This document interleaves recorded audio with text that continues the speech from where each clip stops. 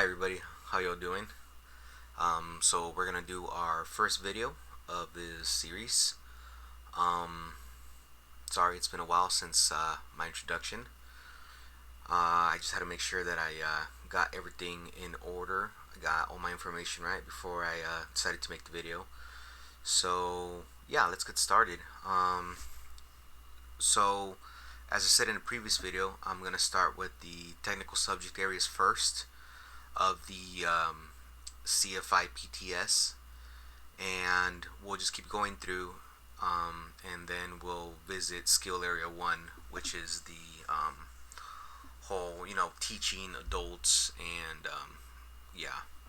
So let's get started. So our first skill area is going to be aeromedical factors, and that's how it looks in the PTS. So task A. Um, so at the very top, aeromedical factors, we got our references, which is the AIM. The 8083 is going to be the airplane flying handbook. The 8081 is going to be the commercial PTS, and then the FAAS ACS is going to be all the other ACS that pertain to the other licenses. Ow, my cat. Ma'am, can you stop it?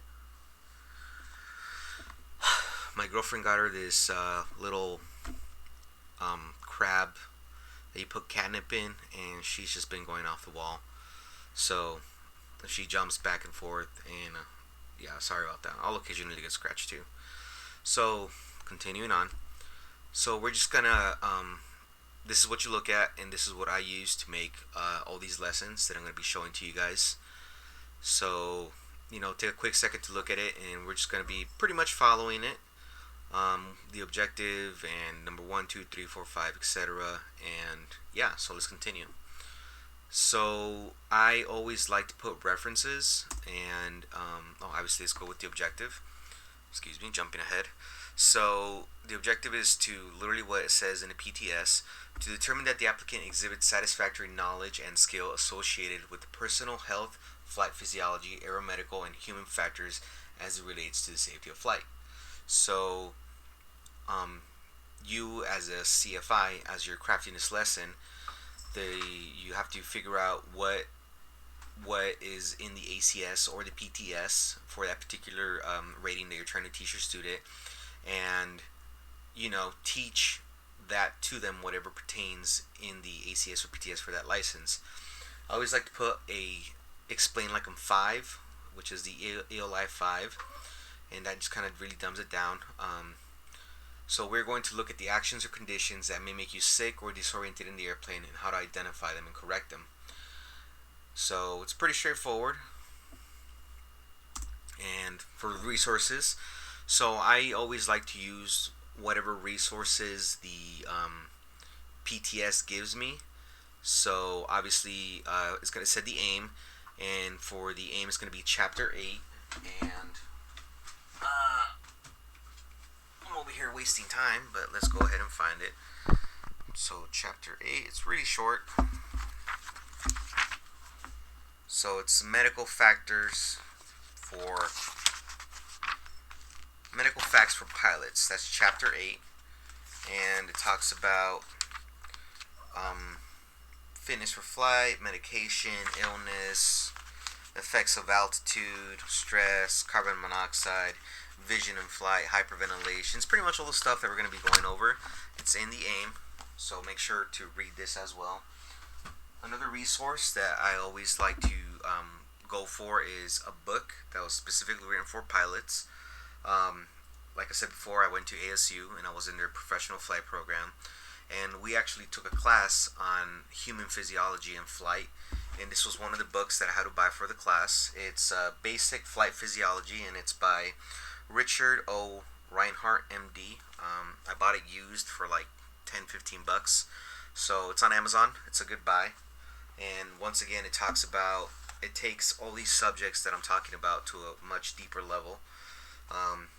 So let's just look at the glossary real quick.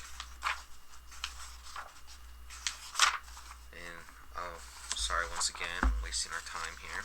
This is gonna be kind of a long video. I'm sorry, but you know, it takes a while.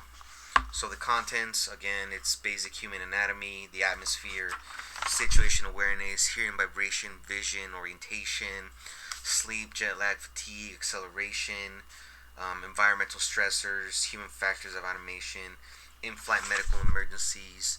It's good stuff. It's good stuff. It's definitely worth a read if you want to further expand your knowledge on human physiology in flight. So, good book. So, and the Airplane Flying Handbook is going to be your second resource. I kind of skimmed through it. There wasn't very much regarding human physiology, but they're like scattered around different chapters. Like night flying is one, and the other one for getting set up to land. It brings in some of the stuff that we're going to talk about further in the video. So the first section is how do we even get a medical certificate? So why do you even need a medical? So the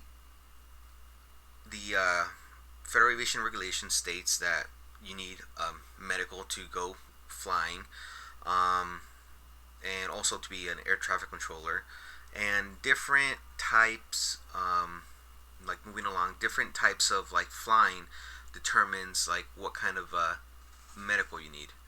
So either you're going to be trying to buy a small airplane and fly with your family, or just go rent an airplane, go cruise around for a little bit and come back, or you're actually trying to make a career out of it. You're either trying to fly commercially, lugging people around in small to medium airplanes, or flying cargo, or you want to go for the airlines, and all that determines what kind of medical you need.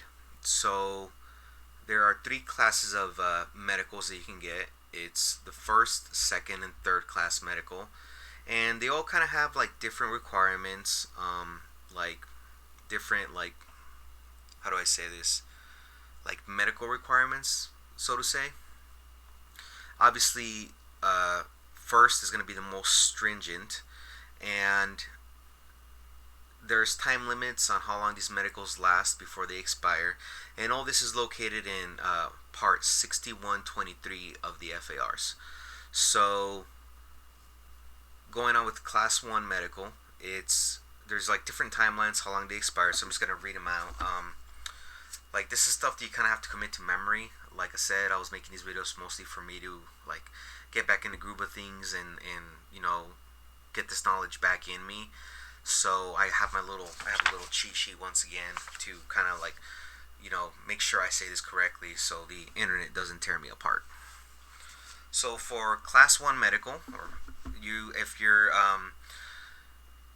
under 40 years old, let me backtrack. If you're exercising your ATP privileges, which is airline transport pilot privileges, flying an airline, if you're under 40 years old, it's going to be 12 months that the certificate is good for, and this is for the first class medical. If you're over 40 years old, it's going to be 6 months.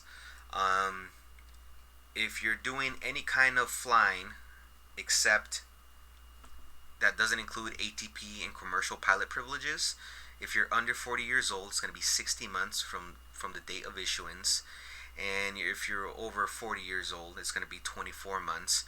And if you're going to be flying as a commercial pilot, it's going to be 12 months. And that's for the first class medical. For the second class medical,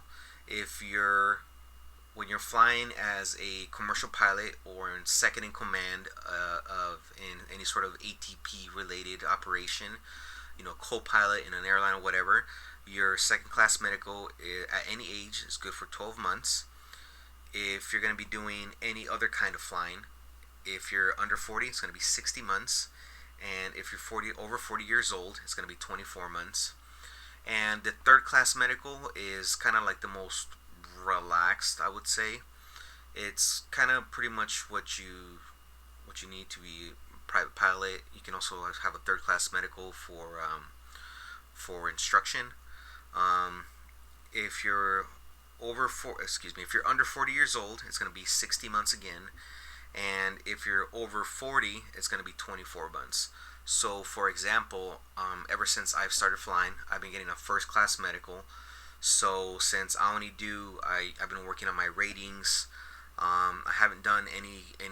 I got my, as I said before, I got my private, my instrument, and my commercial, and I haven't really done any commercial flying.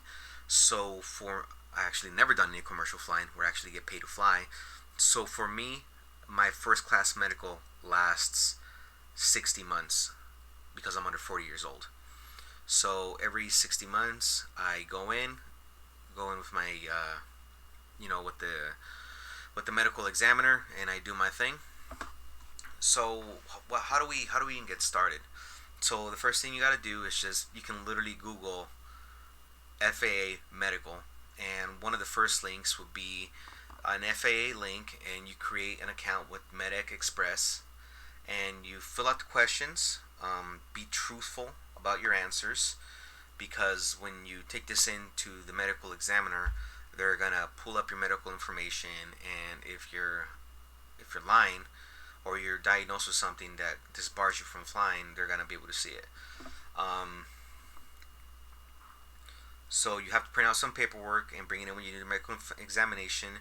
And the form, it's the FAA form 8500-8, and that's the application for medical certification.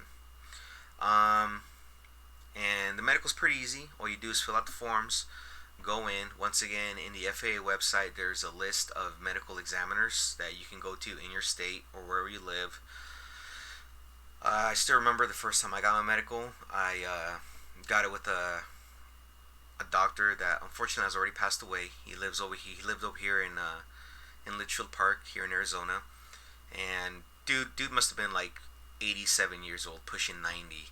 Um, we went to his house. I literally got my medical exam in his house, and he had a whole cool little home office set up. It was pretty cool. I did.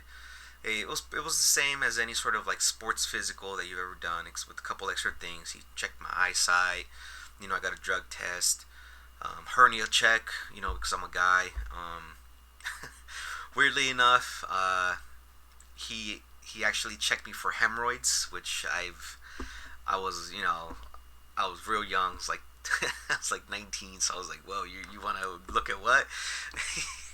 So I did not get a hernia exam on my second medical. So you know, whatever. I'm just gonna leave it at that. But yeah, it's real easy. Just fill out the forms, print out everything. Take it to the doctor, pay the fee. I'm not. It depends. It depends on the doctor how much it is, but it's not outrageous or anything in terms of price. So moving on. What happens if you did not pass the medical or you lost it? So Part 67 of the FARs deals with the Part 67 of the FARs, subpart B through D, spells out all the things you need to pass in order to get your medical certificate. So let's look it up real fast, just because. And this is one thing you want to do when you're kind of crafting your lessons. You want to make sure that everything is in order. So 67. This is our Bible right here, obviously. Ba-ba-ba.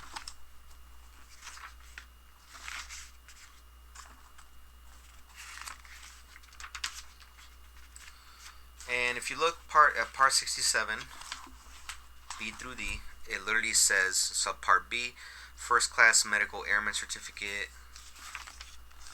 C, second class airman medical certificate. Subpart D, third class airman medical certificate. And this is where it says what you need and what you cannot have in order to get or not get your medical.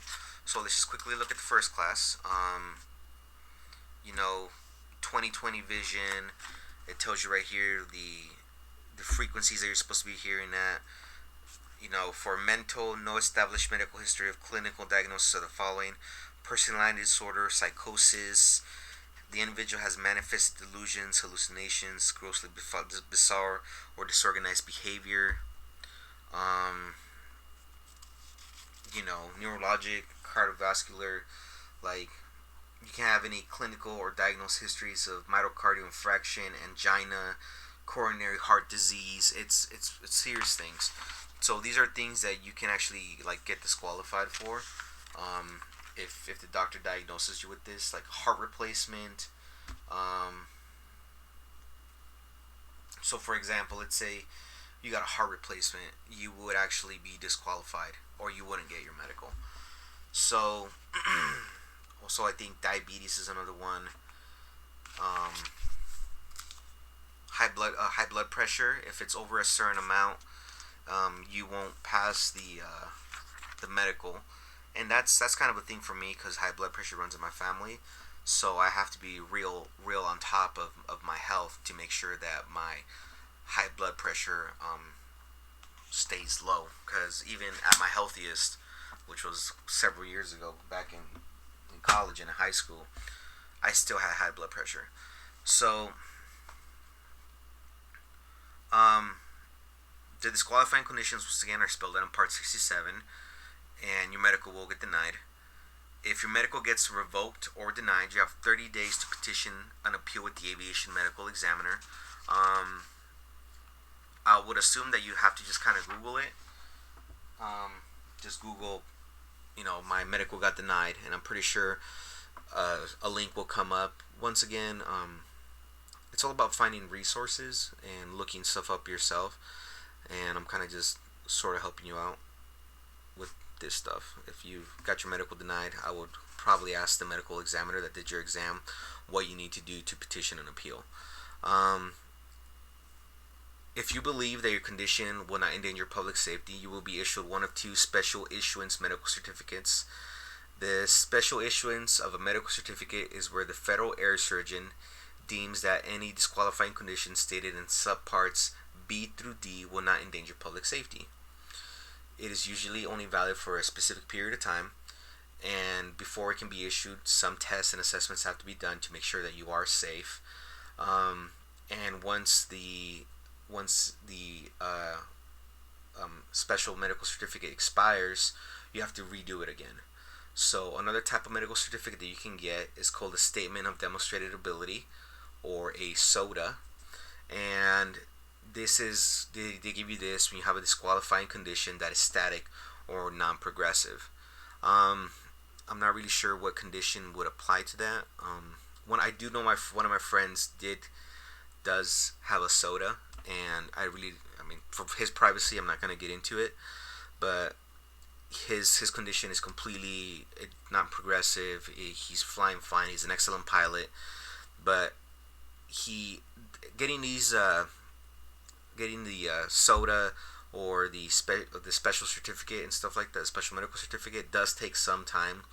My buddy didn't fly for about, I think, a year and a half, almost 2 years, if I'm correct, before they gave him the SOTA. So, I mean, you're dealing with the government, and dealing with any sort of government entity always takes time. So just be aware of that. Going back to the SOTA doesn't expire, but if new conditions manifest, the air surgeon once again has to determine whether or not you are safe to fly. So hypoxia. In the PHAC, it's in chapter 17, and they talk about hypoxia. I should have thrown that in my references. So the basic definition of hypoxia means that there's a reduced oxygen in the body, and that can occur a number of ways. And in the cockpit, a lack of oxygen to your brain is a huge concern, because obviously you need oxygen to think, and your brain can't function properly without oxygen. I said it right now. What is hypoxia? What kind of hypoxia? Well, there's a couple different kinds of hypoxia, and we'll go through them. So the first one is called hypoxic hypoxia, and that is caused by a lack of sufficient oxygen available to the body, and this can be caused either by drowning or suffocating.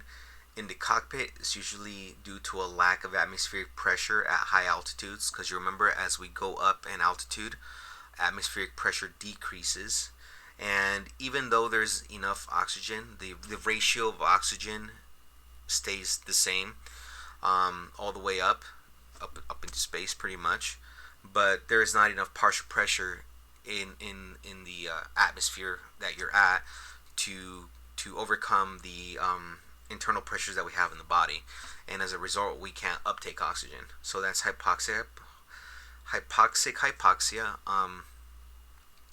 One thing I have to mention is that when I was at ASU, I actually worked at the altitude chamber that they have there.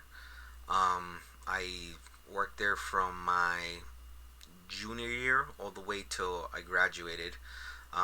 Once again, for the professional flight program, we had to take several classes that were, I had to take human physiology and commercial, and for commercial pilot, it was a college class. And for those two classes, excuse me, I had to go into the altitude chamber, and they take you up to 25,000 feet, and you're wearing an oxygen mask, and you take it off, and pretty much get hypoxia. And I thought to myself, wow, this is a pretty cool thing to do in here. Let me apply. It was a student job that I could have applied for, and I was thankful enough to get the job, and it was really really cool. So I got to see lots of people experience hypoxia in many different times. I've experienced it myself more than, I don't know, if I'm being honest, more than like 20 or 30 times. So I know exactly. One of the things about hypoxia is that once you experienced it once, once you experienced it once, once you've experienced it at least one time, the symptoms that you get from it are gonna manifest themselves every time in the same order. So yeah. So the next kind of hypoxia that we have is hypemic hypoxia, and this occurs when the blood is not able to take up and transport sufficient oxygen that is needed for the body. This can be caused by bleeding out due to an injury or some sort of constriction in the body. Being anemic in the cockpit, the most common cause of hypemic hypoxia would be a result of carbon monoxide poisoning due to an exhaust leak. The next kind is stagnant hypoxia, and this is the kind of hypoxia where the body is not able to transport oxygen-rich blood to where it needs to go. In the cockpit, this is a result of high G loads, or when the body is exposed to extreme cold, and that causes a reduced circulation within the body. And finally, the last one is histotoxic hypoxia, and that occurs when the body is not able to effectively use the oxygen that's available to it, and that's a result of drugs, alcohol, or being poisoned. Alcohol is a big one. I don't have the resource, but in my notes here I wrote down that studies have shown that even drinking 1 ounce of alcohol can increase the body's physiological altitude by 2,000 feet. And this is a big reason why, if you're ever drinking before you get on a flight, and you're actually like visibly drunk or visibly intoxicated, most likely 9 out of 10 times you'll be denied. You'll be denied from getting on that flight. They will say you're drunk, and as you go up in altitude, the cabin pressures of an airliner are probably like 7 to 8,000 feet, but depending on where you're at, here in Phoenix, the average altitude is about 1,000 feet. You're still gaining, you're still getting 7 or 8,000 feet. And if you're already, a couple thousand feet up because you're drunk, you're gonna get destroyed. Like, the higher up in altitude you go, the drunker you get. Yeah. I had one of my professors back at ASU. He told me he was an airline pilot, and he said all the time he would deny people from getting on flights, because the one time he let it happen, the dude got straight up like fall down on my face drunk. It was a disaster, he said. So yeah. Sorry, I'm still kind of nervous about this. Moving along. So how do we recognize hypoxia? There are several symptoms that will manifest themselves if you're experiencing hypoxia.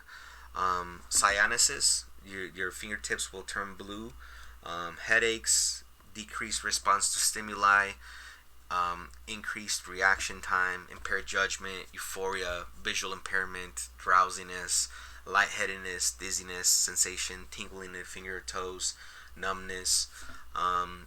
So for me, the way that my hypoxia symptoms manifested themselves was I would get a weird, like kind of hollow feeling in my stomach, and my arms would get really tingly, and I would just feel real weird. My breathing would increase. I have a couple videos that I have of me when I was still doing when I was still going through the initial chamber flights, and you can physically see in the videos that my breathing goes like I start really breathing real fast, and eventually, if I kept letting it go, my vision would kind of gray out at the sides and slowly start coming in towards the center, and I would get real lightheaded. And that's when it was time to, put on the oxygen mask, turn it on for emergency oxygen, and regain my consciousness, if you want to call it that. So one of the things that we did in the chamber flight was, well, let me explain it a little bit. So what we did is we took you up to 25,000 feet, and at 25,000 feet, if you look at the little chart here, the time of useful consciousness, and that's the time before you, in lack of a better term, pass out, it's about 3 to 5 minutes, and you're wearing these big old oxygen masks delivering 100% oxygen. And at 25,000 feet, we have the room is set up like bucket seats on one side, bucket seats on the other side, and one group on one side stays on the oxygen, and the other group takes off their masks, and we let them go for about 5 minutes exactly. And they give you a little paper, and you kind of write your symptoms down, and you kind of feel hypoxic.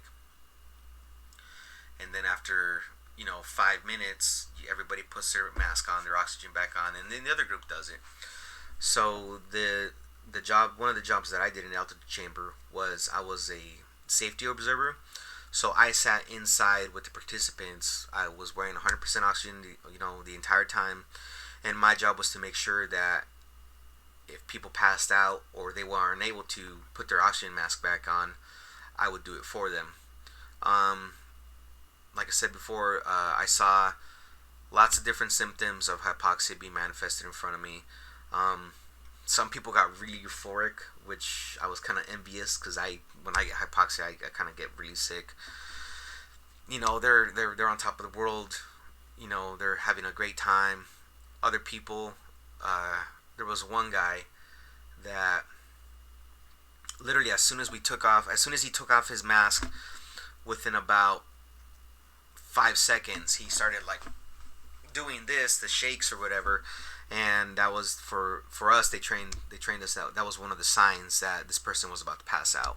And usually what we do is we just put the mask on and turn on the oxygen.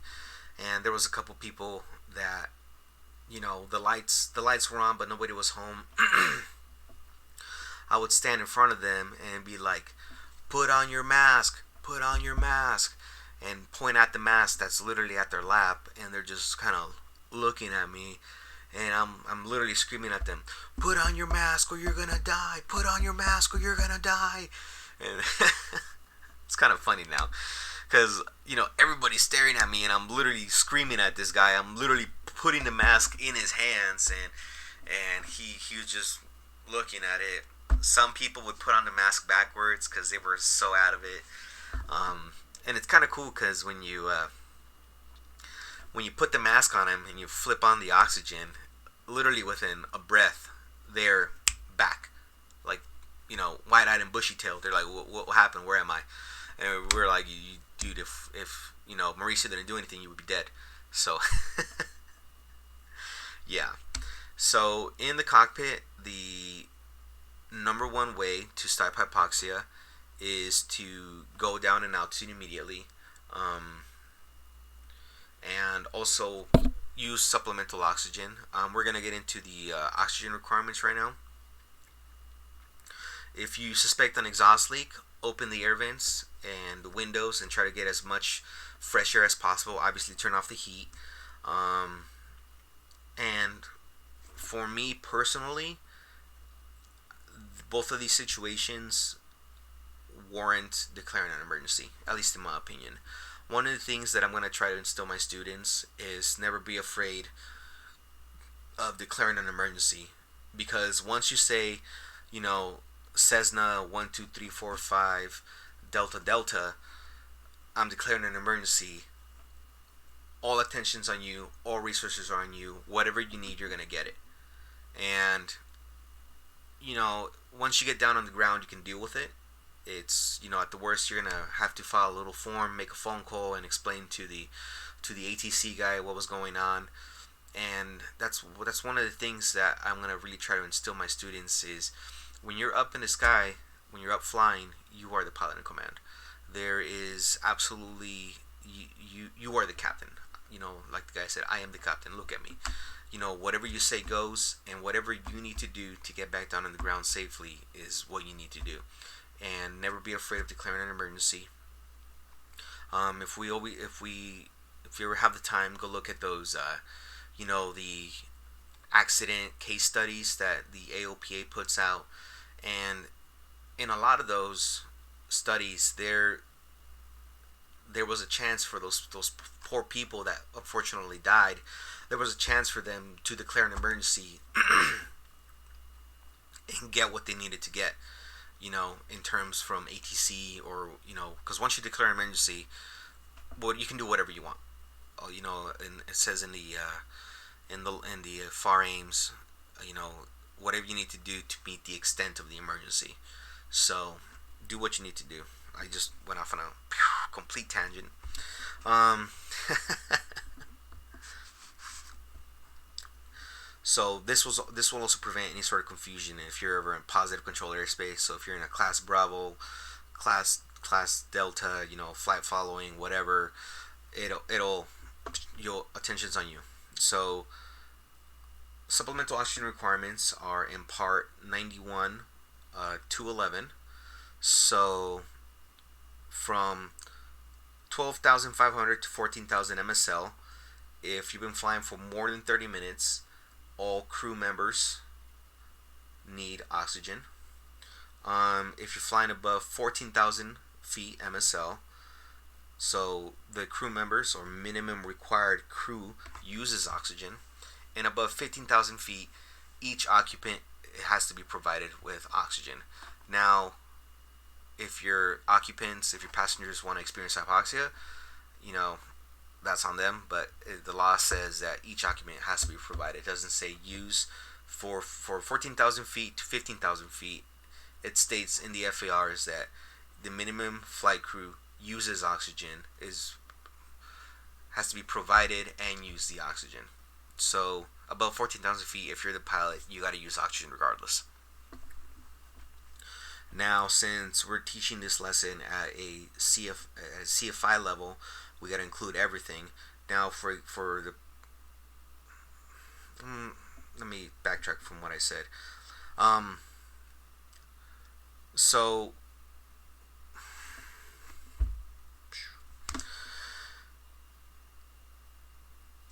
So the first part I say would be more for a somebody pursuing their private, but you can fly any kind of airplane with a private. It doesn't really matter as long as it doesn't bust the, what is it, 12,500, and then you need a type rating. As long as it doesn't bust that, you're good to go. And just a couple of requirements that I don't know. So we're going to talk about pressurized aircraft requirements. So from flight level 250, which is 25,000 feet, you need at least a minimum of 10 minutes of oxygen available to you, and that's also respecting all the other oxygen requirements that I just stated as well. If you're above flight level 350, at least one pilot has to wear oxygen He has to wear an oxygen mask on him, um, unless he has a quick donning oxygen mask that he can put on in 5 seconds from the ready position with one hand. And I've seen those oxygen masks. They're pretty darn cool. It just literally clips on the back of your head and you just and it's like that. Now, if you're flying above flight level 410, which is 41,000 feet, um,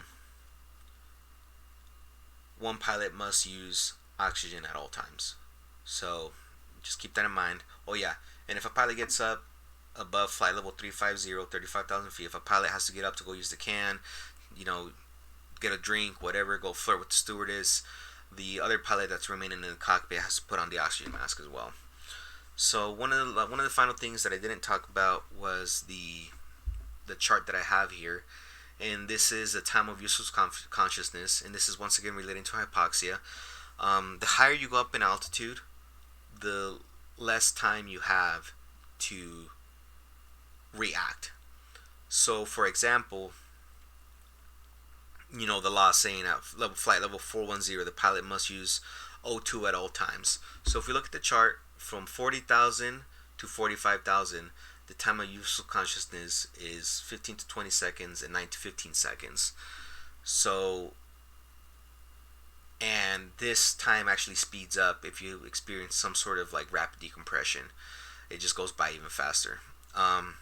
So 5 seconds is, you kind of think about it, it's like you think it's a short time, and it really is, because at 45,000 feet you had 9 to 15 seconds. You could pass out instantly. So we did our chamber flights at 25,000 feet, and the time of use of consciousness was 3 to 5 minutes. Although there was one person, so the time that you're able to stay at 25,000 feet or any sort of altitude before experiencing hypoxia, it's all really dependent on a couple different factors in your life. And obviously, the more fit you are, cardiovascular fit you are, the more time you can last in high altitude conditions. There was one guy that I saw that went almost for 10 minutes. He said he ran 4 miles a day, and I believed him. Dude was still hanging out, 25,000 feet. And the doctor that we had that was kind of overwatching us, because we had a doctor at every one of those chamber flights that I did. He was like, "Wow, dude, you're in great shape." And I'm over here like, "Yeah, like I can do 4 minutes and I'm great." Yeah, but let's see what else we got here in the slides. Yeah, how do we recognize hypoxia? Talked about that. And how do we stop hypoxia? Go down in altitude. If you're ever in any sort of commercial flight, this if you experience hypoxia, this would warrant the use of an emergency descent that we all learn in commercial. 45 degrees, 45-degree bank, pitch her down, just get close to VNE, and this thing will drop like a rock. The airplane will. So, and obviously declare your emergency. And these are accidents attributed to hypoxia. The Helios Airway Flight 522. If I remember correctly, the flight took off from Greece, and their alarm, the alarm that they had in the airplane, their low pressure alarm for altitude, it was the same as a different kind of alarm, if I remember correctly. And the pilots thought it was the other thing and not the low pressure. And eventually, as they climbed up in altitude, everybody passed out. And the airplane eventually ran out of fuel and crashed. Unfortunately, everybody died.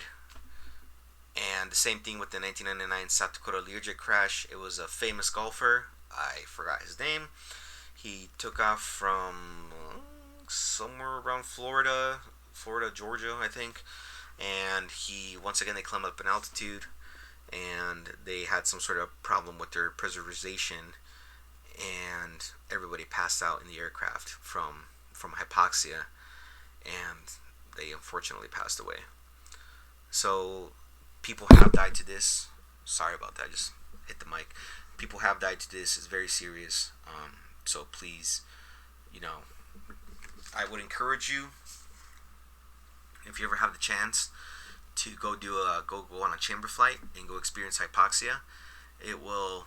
It's kind of expensive, but it's well worth the money. Um, if you live anywhere in the West Coast, Arizona State University has the chamber that you guys can use. It's a lot cheaper if you go in a group. So if you know like 10, 15 other pilots, it costs a lot less. The bigger the group, the less it costs. I'm just gonna say that. Not trying to rob money from ASU. Go Sun Devils. Um, but yeah, if you ever have a chance to go on a chamber flight, definitely do it. And it will, if you're ever in a situation where you have some sort of slow leak in the cabin, or you're flying in a 172, or a unpressurized aircraft up at altitude, and something happens with your O2 system, your cannula or your rebreather bag or whatever, and you'll definitely be able to recognize hypoxia and take whatever action you need to take to get back down on the ground safely. Excuse me. So moving on, what is hyperventilation? So hyperventilation occurs when a person increases their breathing rate, and as a result, the body will exhale too much carbon dioxide, and this can be triggered during moments of high stress or high stress or high altitude operations. So some sort of stressful situation happens, or you have a panic attack or something, and that can trigger hyperventilation. It's just my girlfriend had explained it to me, because I thought hyperventilation was like, and she says it's real shallow breathing. But yeah, hyperventilation, you're breathing fast and you're breathing out too much CO2. And the symptoms for hyperventilation are similar to hypoxia: dizziness, visual impairment, unconsciousness, lightheadedness, tingling sensation, hot and cold sensations, and muscle spasms. If you hyperventilate too much, the body will eventually pass out and try to correct its chemical imbalance that it has with the CO. There was another book that I had. I don't know what the heck I did with it, but it explains what happens when you pass out from hyperventilation. The body still breathes, and it's like a very, very slow, very shallow breathing. And how do we stop hyperventilation? You kind of got to make a conscious effort to stop it. You got to consciously try to slow your breathing rate. Talking really helps. And also, the whole picture here, breathe into a bag, because it'll capture some of that carbon dioxide that you're exhaling, and it'll take it back in. And how to prevent it? Once again, preventing hyperventilation should be a conscious decision. You should be aware of your breathing, especially at high altitude operations. Excuse me. Where there is a decrease in partial pressure, and when using supplemental oxygen. The natural response to your body is to increase breathing at reduced partial pressures, and that's what I was talking about when I guess I kind of have experienced hyperventilation once in one of my chamber flights that I did. The mask that I was wearing actually failed. It failed down. I had a big old hose so I could run around the chamber, and this was already when I was working there. And one of the couplings came partially undone, and we get up to 25,000 feet, and I'm sitting there, and I'm looking at everybody as they're doing their hypoxia demo, and I feel myself and then the other symptoms start happening, and I was like, holy smokes, am I getting hypoxic? And then I really started paying attention, and sure enough, I'm like, yo, I'm actually what the heck? My stomach's feeling weird, my arms, and I'm like, and one of the things that we gave our students was pulse oximeters, and they all have them, and they could tell what their pulse ox was, and usually it's supposed to be a 99, and I don't think we ever let them get lower than 82. And one of the kids that was sitting next to me, I'm like, give me your pulse ox, and I put it on. Sure enough, I'm like at 90, and dropping, and I'm like, okay, I'm definitely hypoxic. So, I turn on my panel. There was a panel that I had above me. Turn on the emergency oxygen, and the full 100% in emergency oxygen. And I'm like sitting there, and usually when you turn on the emergency oxygen, it's like a big old puff of air, and I'm not getting that, and I'm like, okay, something's wrong with my mask, and I'm like, I started looking through the hose, and check make sure the mask was connected correctly, and this is all happening. As people are getting hypoxic to my right, people on a demo, and this kid next to me, he's starting to like kind of like do this deal and kind of wanting to like look like he was passing out.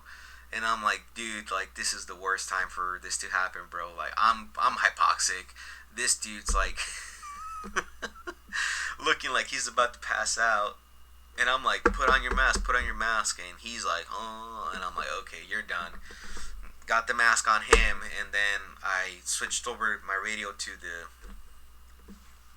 Roni. The crew could hear me, and I'm like, hey, I'm hypoxic. Something's wrong with my mask.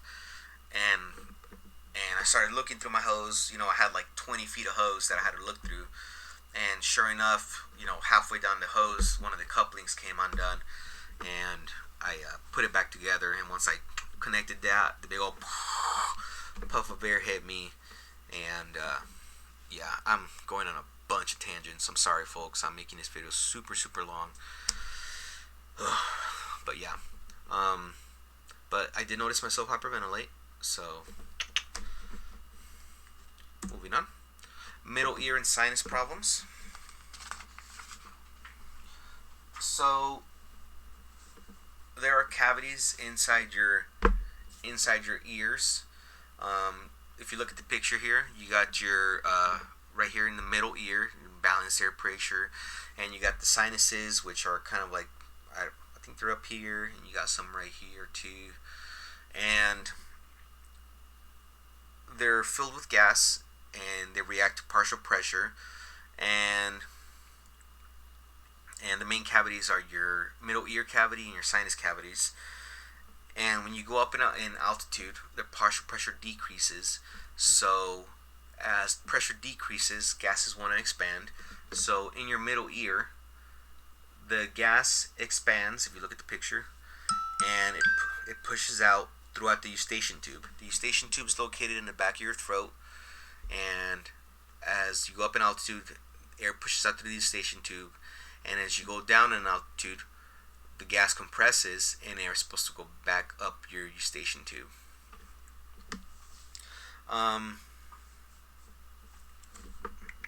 Sometimes problems will happen if we have a cold or sinus problems. The eustachian tube will swell and it'll close up. It's real easy for the air to go out of the eustachian tube. It's a lot harder for it to go in. The symptoms are primarily pain, partial loss in hearing. I don't know if you've ever, I'm pretty sure everybody has experienced this, but have you ever like gone on a mountain road or on an airplane and you go up in altitude or you come down the mountain and your ear kind of gets blocked and you kind of hear a little bit and you're over here like, moving your mouth around trying to get that ear unblocked. And how can you correct it? So usually they can correct themselves by, one of the things that I did a lot in the altitude chamber was chew gum. I always had like 3 or 4 pieces of gum. Chewing gum actually does help. It moves everything around and it kind of opens up the eustachian tube. One of the other things that we can do is called Valsalva, and what you do is you close your mouth and you block your nose and you blow. You blow pretty hard, and as you blow, it's supposed to be a sharp, fast blow, not super hard, but with a medium amount of pressure, and you'll feel the air go up. You can try it if you want to try it. Try it very carefully. If you blow out your eardrums, don't blame me. I don't absolve myself of responsibility. But yeah, if you be able to, once you do it a couple times, you'll be able to get the hang of it, and that's one of the things we always did. Coming down from 25,000 feet down to 1,000 feet, our chamber We brought down the chamber at about 1,500 to 2,000 feet per minute. So it's a pretty okay rate, and about every 3 to 4,000 feet, I would feel my ears pull in and get tight, and I would always hit myself with the Valsalva and fix myself. One of the things you can also do is nasal decongestant. We always had those nasal decongestion in the chamber. One of the other things that we had too was this. It was this device that I thankfully never had to use. It was like a balloon with a little hose, and you were supposed to like stick it in your nose. You're supposed, if the person had a ear blockage, you were supposed to stick it in their nose, and you gave them water, and when they drank the water, when it hit the back of their throat, you were supposed to press on this little balloon, and I guess the water blocked their throat. It blocked the air from going down, and it would actually force air into the eustachian tube. I thankfully never had to do it. There was a couple times where we had to stop the chamber because people were having ear or sinus problems, and we gave him some nasal decongestant and let him sit there for a little bit, and eventually it would, the problem would cure itself, and we would be able to conclude the flight. One of the things we also did before every flight was an ear and sinus check. We took the chamber up to 6,000 feet, and we sat there for 30 minutes on 100% oxygen to also rid our body of nitrogen. That's I'll touch that on that in a bit, why we did that. And after 30 minutes on 100% oxygen, we would come back down from 6,000 feet, and we would come down pretty decently fast, about 2,500 to 2,000 feet per minute. And if there was any sort of problems with your ears, they would manifest themselves there. We would ask people 1,000 times, your ears and nose good, ears and sinus is good, ears and sinus is good. And if we got the thumbs up, there was only a couple people that said no, like I don't, I'm not feeling good, and we would open the chamber and they would be let out. So yeah, it can be prevented by not going flying when you're sick. And once again, you can use nasal decongestion.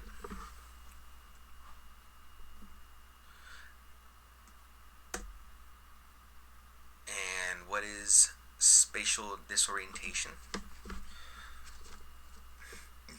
Spatial disorientation can be defined as a lack of orientation with regard to position, altitude, or movement of the airplane in space.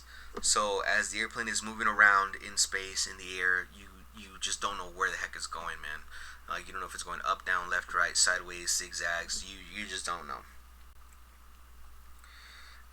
It just, in simple terms, it means that your body is giving you false information about what it's doing, because when you kind of think about it, humans aren't made to go flying. We're made to stay kind of upright, lying down sideways. We don't really do none of the whole zigzagging type of thing in space. That's not what humans were designed for.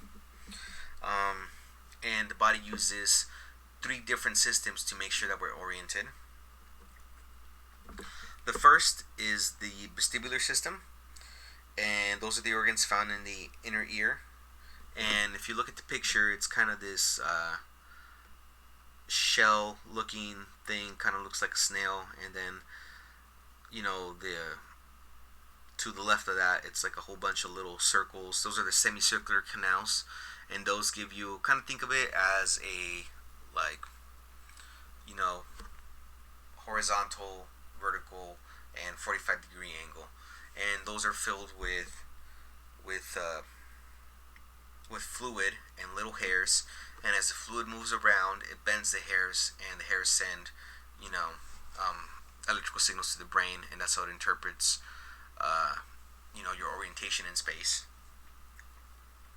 Let me not butcher this word. It's somatosensory system, and that's the nerves in the skin, muscles, and joints, along with hearing, that sense position based on gravity, feeling, and sound. So your skin and everything, I can tell I'm sitting down, my butt is in the chair, my feet are touching the floor, all that. And then obviously the last one is your visual system, your eyes. Your eyes tell you, what's up, down, left, right, and it's really important sensory, you know, stimuli, not sensory stimuli, sensory information that we have to give us spatial orientation. And one of the things that once you go into IMC, um, instrument meteorological conditions, your vision is out the window. You might as well be blind because you can't see jack out the window. You don't know where the horizon is, and that's when you can get into a problem because your body's going to try to rely on the vestibular system to fly the airplane. You ever heard of the old phrase, flying by the seat of your pants, and that's kind of feeling what you're feeling, you know, through your butt to fly the airplane.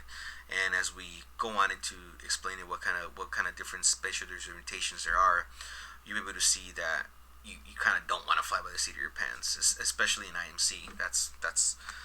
That'll get you as a smoking crater in the ground real quick.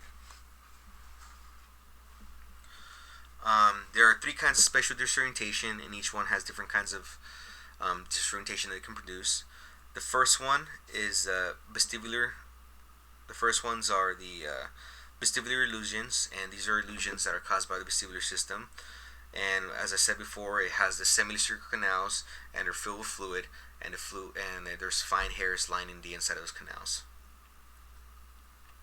So one of the first vestibular illusions that we can have is called the leans, and this is caused by a sudden return to level flight following a gradual and prolonged turn that went unnoticed by the pilot.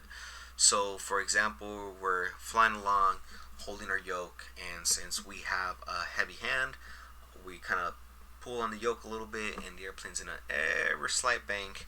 On my notes here it says human exposure to a rotational acceleration of 2 degrees per second or lower is below the detection threshold of the semicircular canals. As you're turning, the fluid inside starts moving, and the way all this works is just based on how the fluid moves around in your ears. And the next illusion I'll talk about, I'll give you a really good example. So as it's a real, to the leans, it's a real slight bank, and once you level the wings, you'll kind of think that you're turning in the opposite direction, and as a result, the pilot will turn back into the turn that he was in to try to correct the whatever he was feeling. The next one is called the Coriolis illusion, and this happens when a pilot has been a turn long enough for the fluid in the ear canal to move at the same speed as the canal. So the best way I could describe it is all these illusions, at least the vestibular illusions, is imagine that this water bottle here, let me block the label, this water bottle here is the fluid inside your ears, right? And it's lined on the inside with all little hairs, and as you're moving along, for example, the Coriolis illusion, it occurs when a pilot has been at a turn long enough for the fluid to stop moving inside the ear. So imagine if I were to spin this bottle at a constant rate, let's say 2 RPM per second, right? As I'm turning it, the fluid initially will resist movement, but eventually it'll catch up to the rate that the bottle is spinning, and at one point the fluid will be spinning the same rate as the bottle. So as we turn the bottle, imagine this is a vestibular system, the fluid resists movement, but the bottle is lined with all the hairs, so the hairs bend. But as the fluid speeds up to the same velocity as the rotation of the bottle, the hairs will stand up because everything's moving at the same speed. And once we stop the bottle, the fluid will keep moving due to momentum, and it'll push the hairs in the opposite direction. And that's how the illusions happen. So that's a real good example of what happens inside your middle ear with all these vestibular illusions. Um, and the final vestibular illusion is the graveyard spiral. Actually, let me go back to the Coriolis illusion. So as the airplane's turning around, the fluid will speed up to the same speed as the canal. A movement of the head in a different plane, such as looking at something in a different part of the flight deck, may set the fluid moving, creating the illusion of turning or accelerating an entirely different axis. The action causes the pilot to think the aircraft is performing a maneuver that it's not, and this can cause the pilot to maneuver the aircraft into a dangerous attitude. And the final one is the graveyard spiral. As in other illusions, a pilot in a prolonged coordinated constant rate turn may experience the illusion of not turning. During the recovery to level flight, the pilot then experiences a sensation of turning in the opposite direction, causing the disoriented pilot to return the aircraft to its original turn. Because the aircraft tends to lose altitude in turns, unless the pilot compensates for the loss in lift, the pilot may notice a loss in altitude. The absence of any sensation of returning creates an illusion of being in a level descent. The pilot may pull back on the controls in an attempt to climb or stop the descent. This action tightens the spiral and increases the loss of altitude. Now, if you want to experience a vestibular illusion, it's super easy to do at home. If you have a chair that's on a swivel, like I do, what you can do is you have somebody help you, and what you do is you have somebody blindfold your eyes or close them, and then lift up your feet and have them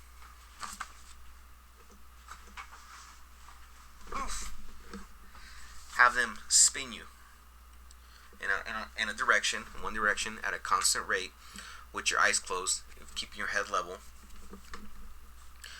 And as they're spinning you, you'll notice that eventually the sensation of turning will go away because the fluid inside your semicircular canals speeds up to the speed that it's all moving along, and you'll eventually feel that you're not moving anymore.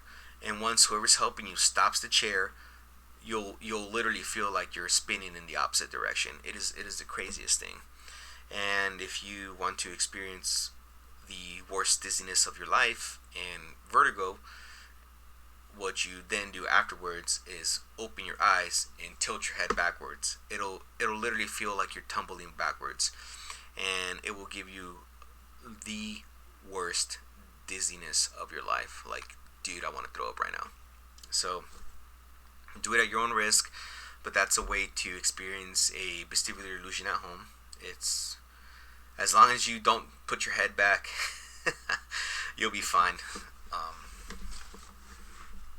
So moving on to visual illusions. Oh wait, hold on. Sorry, I forgot. I got a couple more vestibular illusions. We got this somatographic illusion. Rapid acceleration, such as experienced during takeoff, stimulates the organs the same way as tilting the head backwards. So if we're in a really fast airplane and we're cooking down the runway, we can feel like we're in a nose up attitude. An inversion illusion. An abrupt change from climb to straight and level flight can stimulate the organs to create the illusion of tumbling backwards. So the one thing with all these illusions is that they will usually happen either at night or in IMC, where you don't have any sort of visual reference. So I did experience a somographic illusion in an airplane once. I thankfully have never experienced an inversion illusion where it feels like I'm tumbling backwards. We got the elevator illusion. An abrupt upward vertical acceleration, as can occur in an updraft, can cause the illusion of being in a climb. And those are all the vestibular illusions. We got visual illusions. These illusions are a result of us interpreting with the way something looks. What the hell did I write here?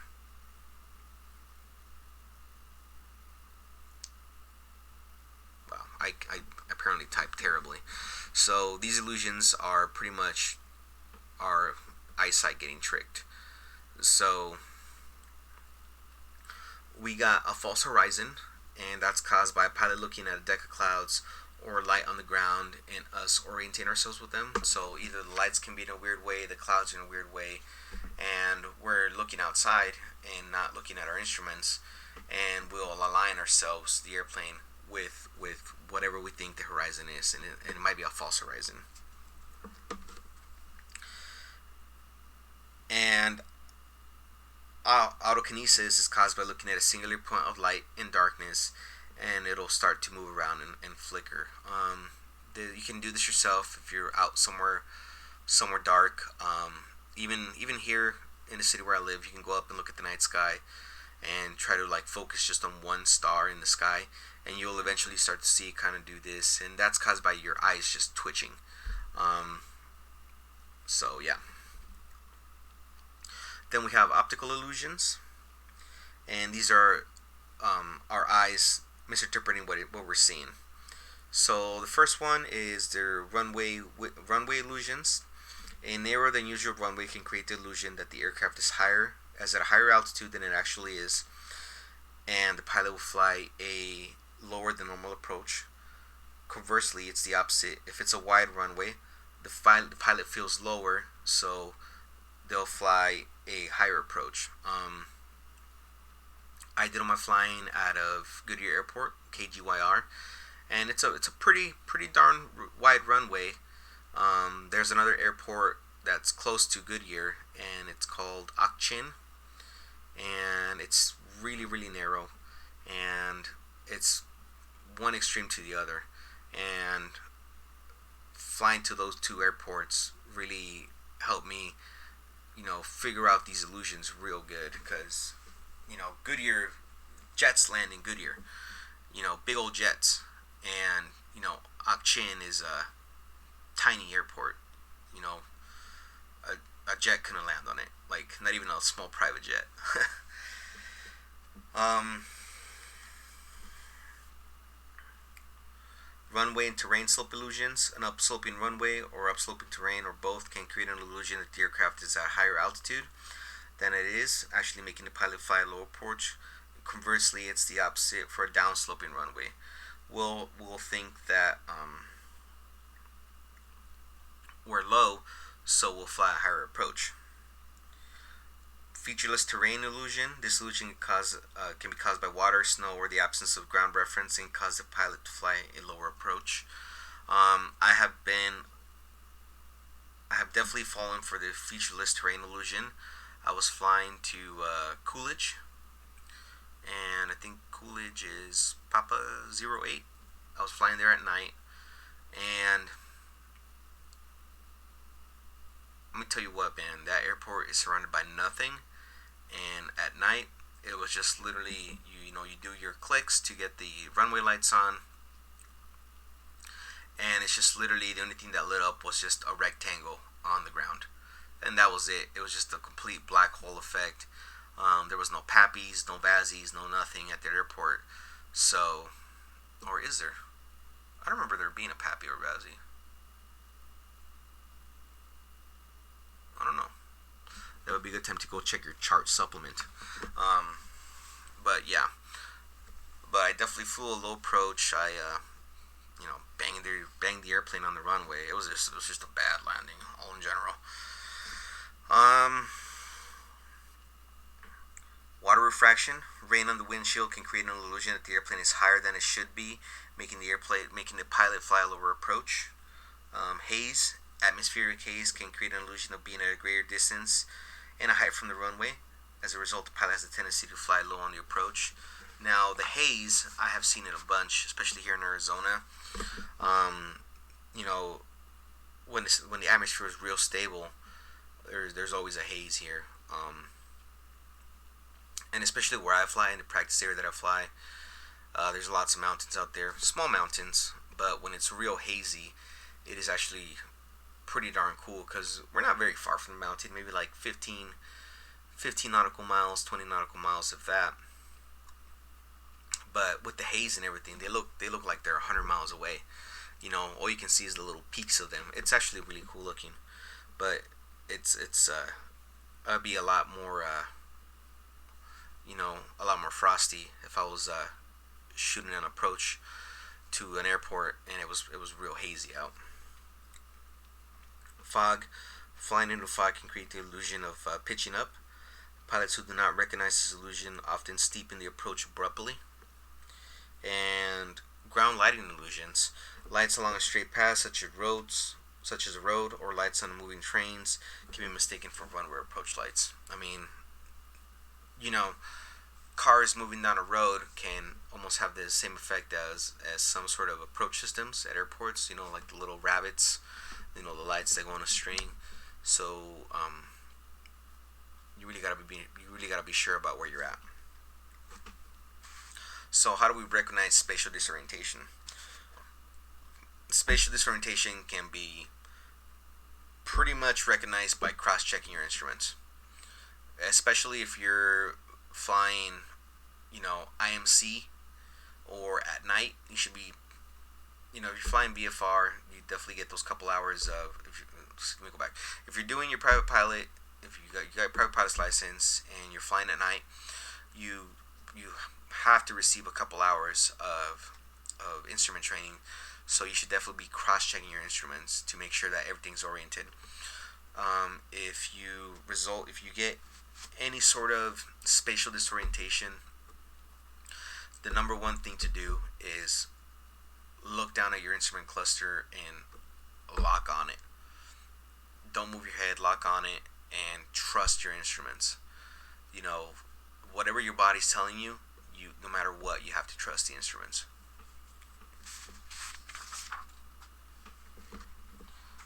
Like I said before, these illusions are especially hazardous at night, low light conditions, and unfamiliar airports. I would say a real crappy situation would be, flying at night in marginal weather in an unfamiliar airport in somewhere you've never been to, and you're having illusions. It would be a real bad situation. Let me drink some water here. I'm thirsty. I never talk this much. Excuse me. So here I got a false horizon. This is from the. I think this is from the airplane flying handbook, or no, I think it's from the PHAC actually. So as you can see, the apparent horizon, the pilot's lining up with the apparent horizon in the actual horizon. And if you look down at your attitude indicator, it's clearly telling that dude's in a bank. So definitely look at your instruments. They'll tell you what's going on. This guy has that's a fancy ass instrument cluster. What the hell he got going on there? Man, this guy doesn't even have a six pack. This guy looks like he has a freaking calculator on the left hand side there. Man, no wonder he's all confused. But never mind.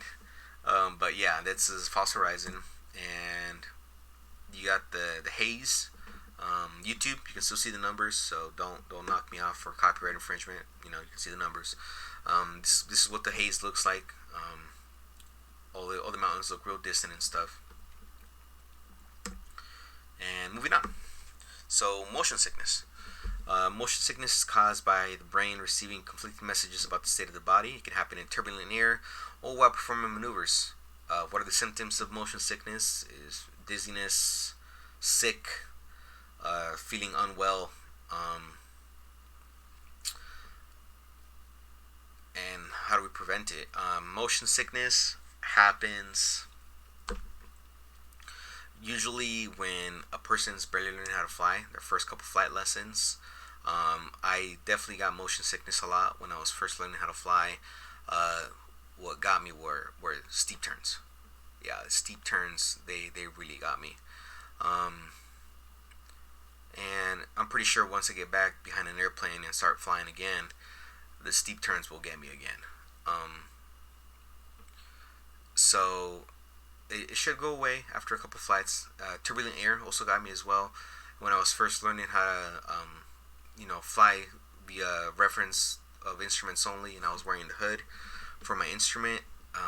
One of the CFI that I had at the time, this chick was, man, she had a knack for torturing me. She took me out over the little mountain ranges that we have here in Arizona. It was I think it was like 112 that day. Put me under the hood, this like super tiny hood. I was literally two pinpoints of light, and she on purpose took me over this mountain, and she had me trying to do, turns and other stuff and holds. I'm barely getting the hang of holding procedures, and right over the mountain, and I'm telling you, we're getting tossed around by the turbulence coming off these things, by the thermals, and I got sick as a dog. I really thought for the first time in my life I was gonna puke in an airplane. And so how do we prevent it? One of the first things I did is obviously take off the stupid hood.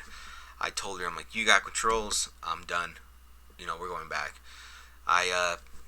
One of the things you can do is turn on the air, point the air vent at you, try to get fresh air. In the 172, you can open the windows, all the way up to VNE, and look towards the horizon. Try not to move your head a lot, and just for me, the air on my face works. Breathing, real slow breathing, and drinking some water helps.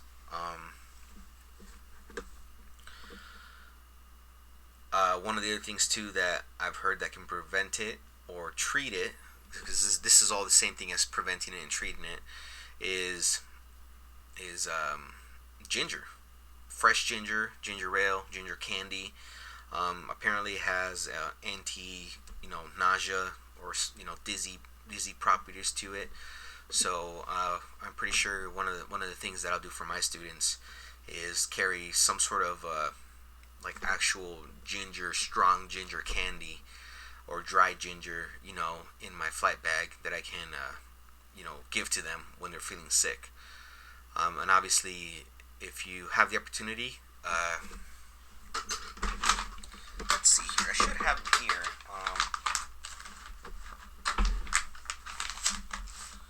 Super random, but this is all my flying stuff.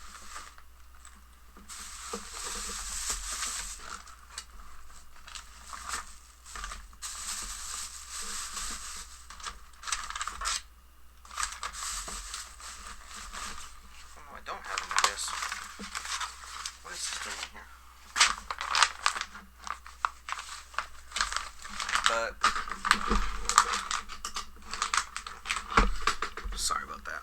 If you ever go to the hospital and they give you like a sick bag, not the little pan, but there's actually a little bag that they can give you, like a little sick bag. It's like a little hard circle thing, and it extends down, and they like fold flat. It's not one of those crappy little sick bags that come in an envelope. It's an actual legit. You can put it around your mouth and throw up in it. I took one of my friends up flying, and he used it very well. But if you look on Amazon or online, you'll be able to get a couple of those, and those work a lot better than a garbage bag or something.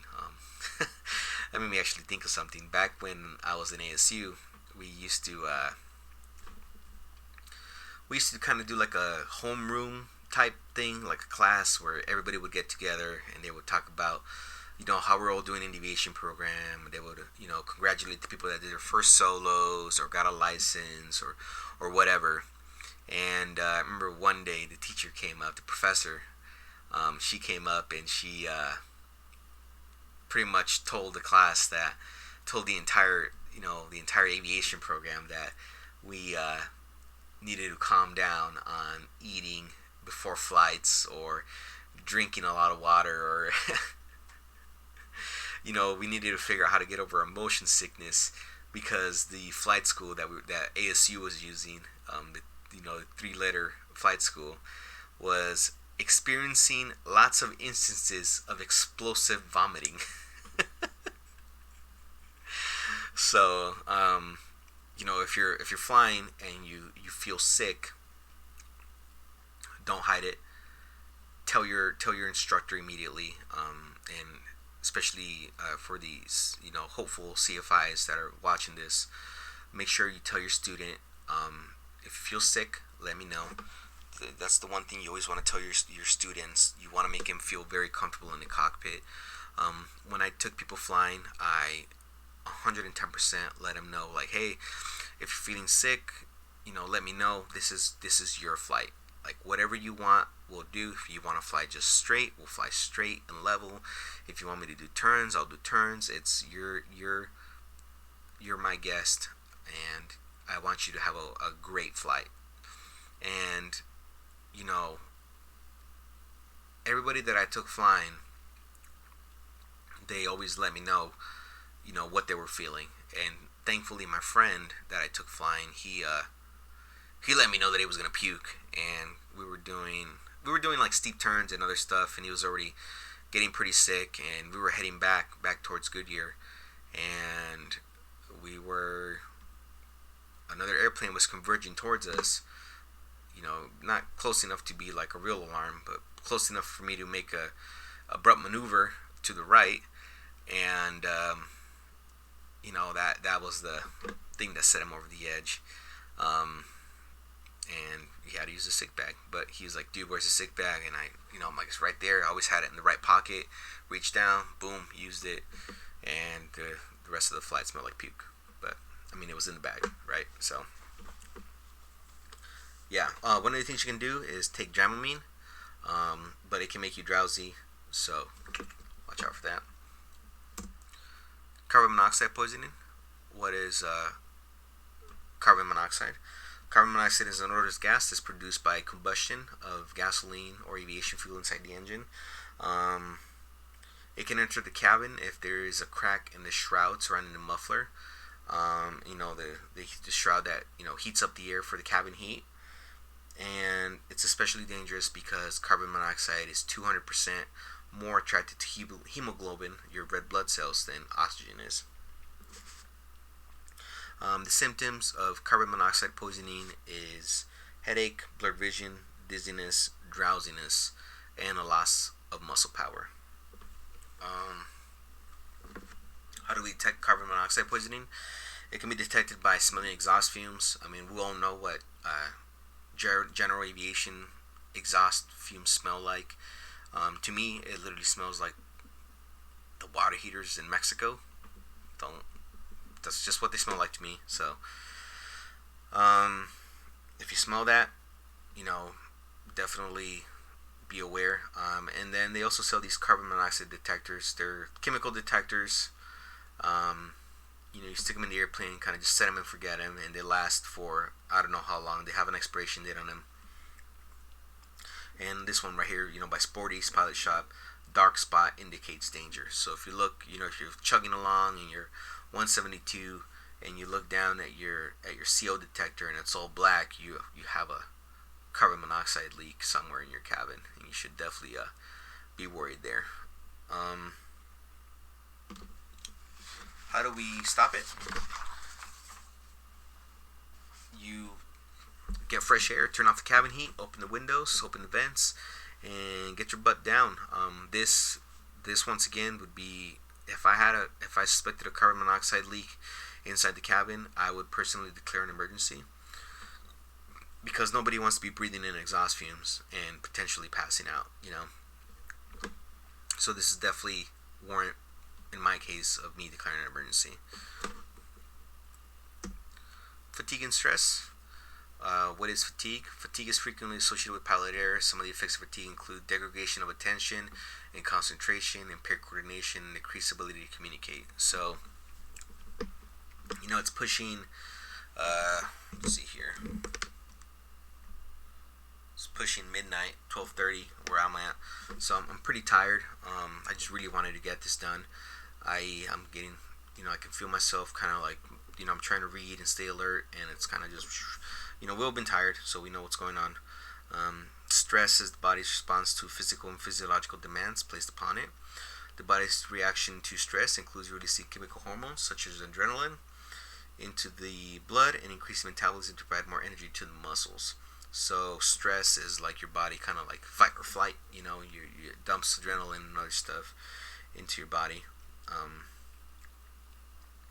Blood sugar, heart rate, perspiration, blood pressure, all this stuff goes up. And for both of these, there is acute and chronic versions of it.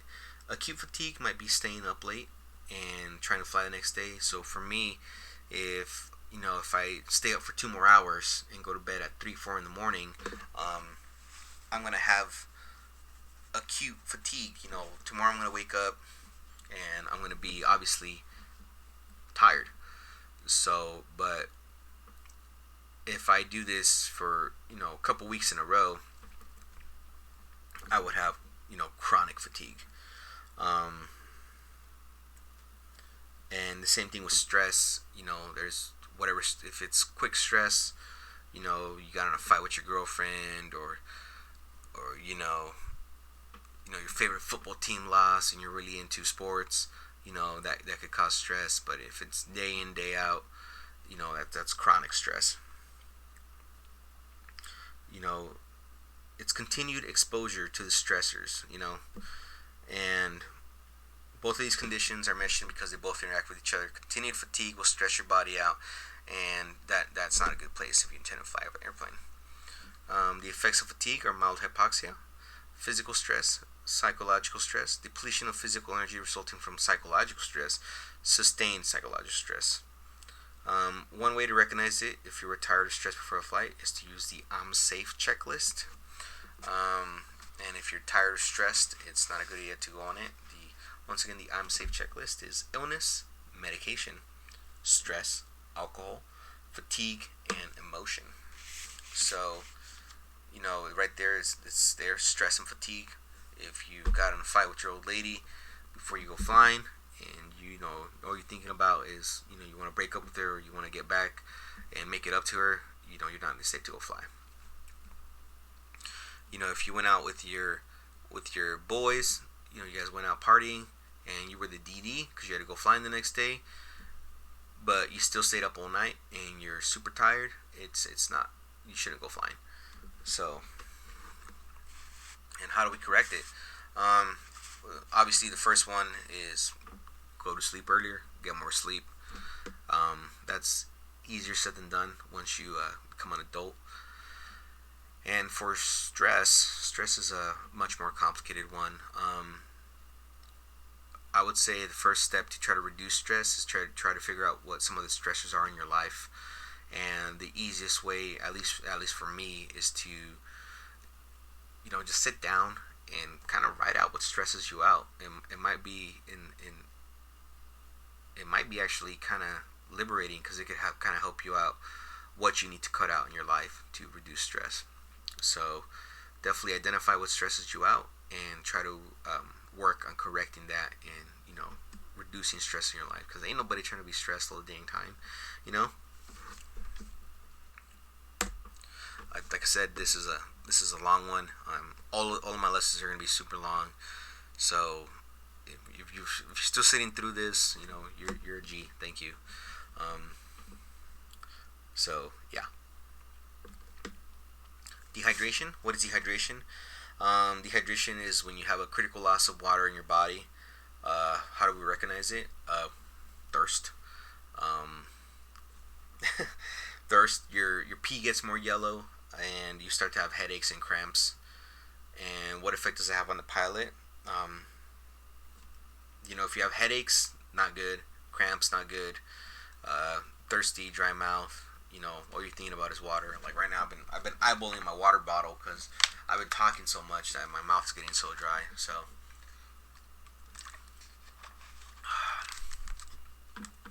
yeah. You're supposed to treat dehydration. You're supposed to drink 2 to 4 quarts of water every 24 hours. During the summer, it's even more. If you're feeling thirsty, if you feel thirst, you're already dehydrated. Ideally, your ideal hydration is your pee should be, your body can tell you, your pee should be clear to straw yellow, real light yellow. So here in Arizona, like, hydration is a huge thing. I used to fly a lot during the summer, and let me tell you what, man, that airplane can get hot, real hot. As soon as you sit in that sucker, you're sweating. And when you're on the ground, even having the air vents open and everything, it ain't helping, because it's 112 out and it's 130 on a tarmac, and it literally feels like you have a blow dryer in your face. So I would drink a lot of water during my flight. And I would sweat a lot of it out. One of the airplanes that we flew had the sheepskin seats, and let me tell you, man, nobody wanted to fly that thing because I can't even imagine the gallons of sweat that that those sheepskin seats were exposed to. Because when I got in them and I went flying and my flight was over, that thing, the whole seat was just drenched in sweat. And poor person, that had to go fly next. But it's Arizona, it's so freaking hot that all the sweat would evaporate in like 20 minutes and the seat would be dry again. So it was real gross. Thankfully the airplane got it went in for an annual and it got nice leather seats, which had its own set of problems, but at least it wasn't, you know, ugh, even, I'm just gonna move on. Yeah.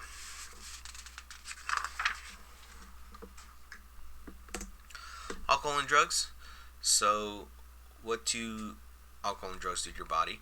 Alcohol and drugs impair the efficiency of the body, decrease reaction times and cognitive abilities. It impairs the judgment, and alcohol and drugs both do these.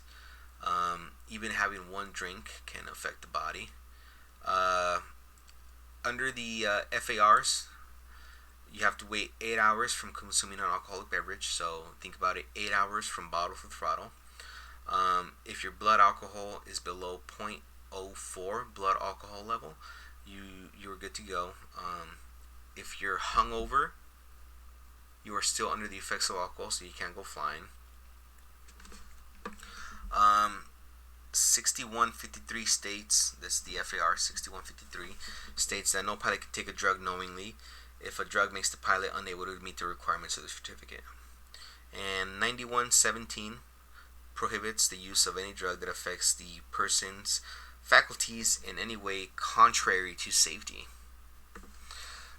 There are a lot of drugs that are approved by the FAA that are safe for flying, and I think there's a list if you Google it, FAA medication list, and it'll give all the drugs that are approved for flying and all the drugs that are not. And obviously before the you go flying, once again the I'm safe checklist, medication and alcohol are two of those things that show up. So if you've been drinking, don't go flying. And if you're taking any sort of medication that might impair your ability to properly fly the airplane, don't go flying. If you have allergies and the allergy medication makes you tired, Benadryl, don't go flying. If you're coming off a cold and you decide to take some NyQuil, don't go flying. If you went to the dentist and got your wisdom teeth removed and he prescribed some sort of opioid, don't go flying. So yeah, be smart.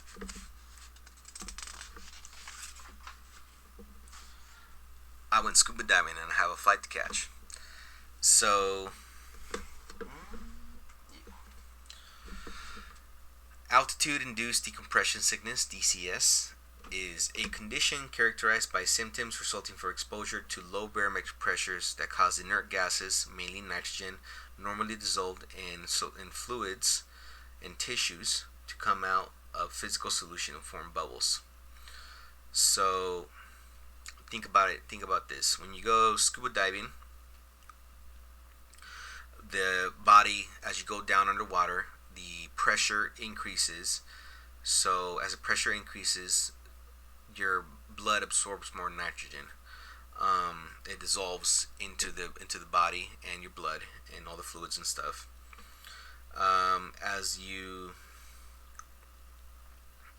come up in I don't know, water level, the pressure decreases, and especially if you go flying, the pressure can decrease so much that the nitrogen can literally, come at a solution in your blood.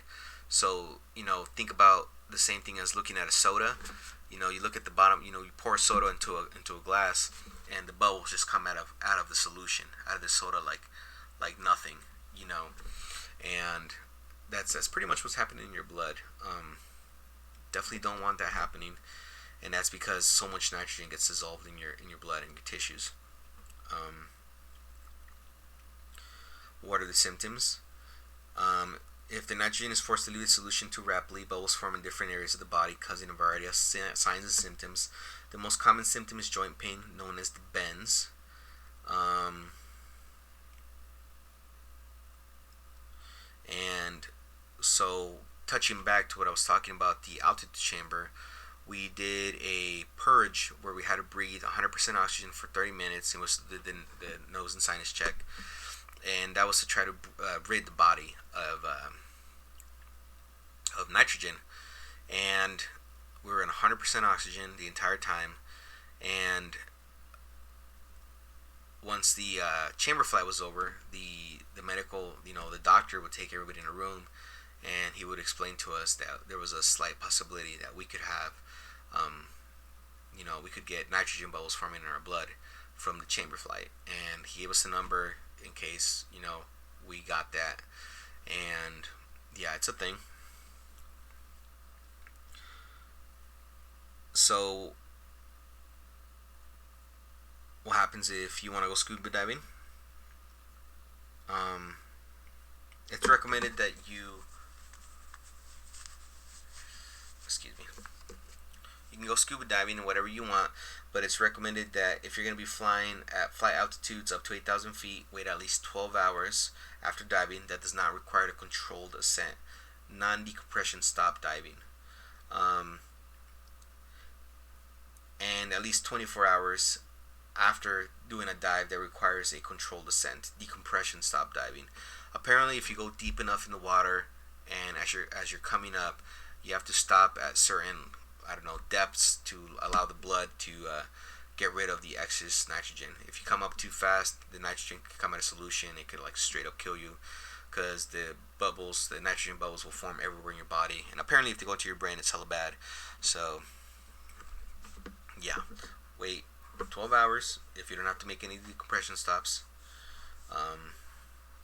and 24 hours if you have to make stops. And the wait time, if you're going to be flying at any flight altitude above 8,000 feet, regardless, after scuba diving, is 24 hours. What I do if I get decompression sickness: put on an oxygen mask immediately and switch on the regulator to 100% oxygen. Most people don't have an oxygen mask lying around, but if you're on an airplane, you can always, get the emergency oxygen mask that's up there. I'm not sure if you pull that little hatch down, it'll set all of them off, but if you can definitely, if something like that happens, you can always tell the stewardess that you went scuba diving, and I'm pretty sure they have some sort of supplemental oxygen that they can supply to you. Upon landing, seek medical assistance from an FAA medical officer, airman medical examiner, military flight surgeon, or hyperbaric medicine specialist.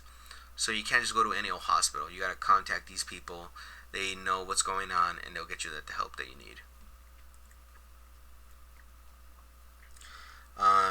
Definitive medical treatment may involve the use of hyperbaric chamber operated by specially trained personnel. Delayed signs and symptoms of altitude-induced decompression sickness can occur after return to ground level, regardless of presence during flight. So you can go flying, and everything can be honky-dory, and then once you land and get home, you're hanging out at home on the couch drinking a cold one, and you can get hit with the bends. So, it's better to wait after you go diving. You don't want to ruin, especially if you're on a vacation, or, I imagine, most people dive for fun. You don't want to ruin the fun time that you had on the dive, by getting sick afterwards. And that's pretty much it. That's our last slide.